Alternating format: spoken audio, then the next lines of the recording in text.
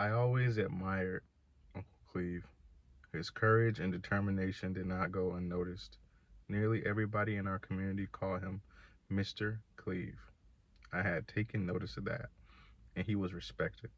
Just like us, he got up early every workday before the sun rose, and he went to bed late.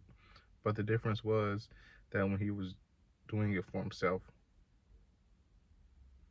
but the difference was he was doing it for himself. He was his own boss. He paced everything, even his driving. He always drove the speed limit or below it.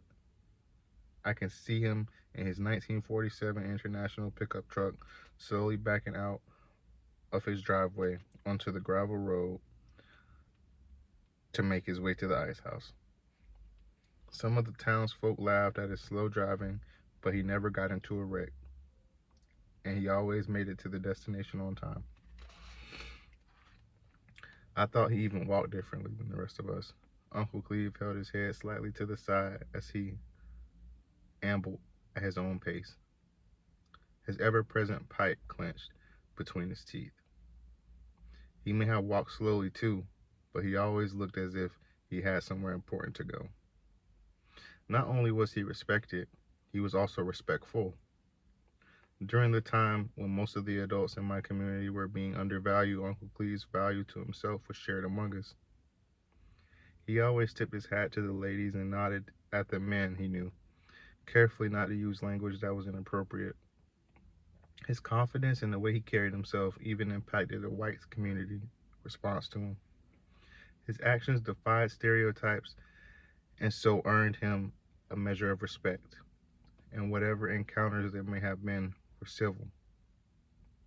While other men of his age were hanging out, getting involved in baseball, and making serious visits to one or two juke joints in Glen Allen, Uncle Cleve spent his time reading books, working on cars in his garage, or repairing one of his rental houses. Yes, this short, stocky, dark skinned man who barely smiled, who was always working on becoming a hero to me before I even went to work for him. Sunday was our day off, with many of my afternoons spent at Uncle Cleve's and Ma May's modest home. Uncle Cleve had this big chair in the front room that had everything he needed at his fingertips: his paper, his glasses, his can of Prince Albert tobacco, and a cup of coffee, black with no sugar. Hey boy, what you doing for yourself? May, you got something for the boy to nibble on back there? Boy, you getting big. Still working every day when you ain't in school? Work is good for you. Of course you know that. It's got to keep you out of trouble. You staying out of trouble, ain't you? Yes, sir, I managed to utter. And before I could say anything else, he would be talking again.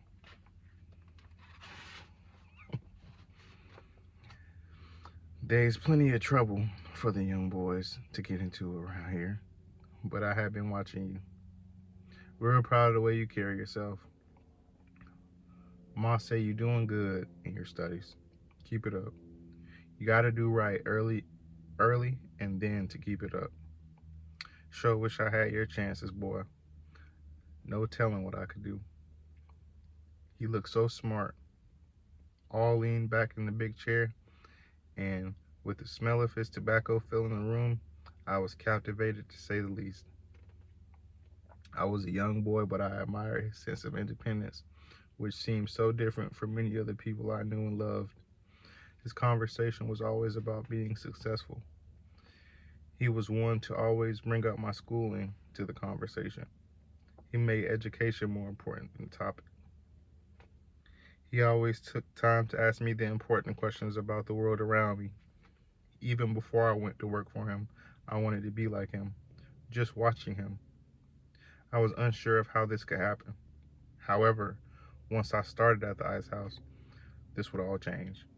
My excitement, my excitement about working for the boss that I liked and that liked me was huge. That's all for today.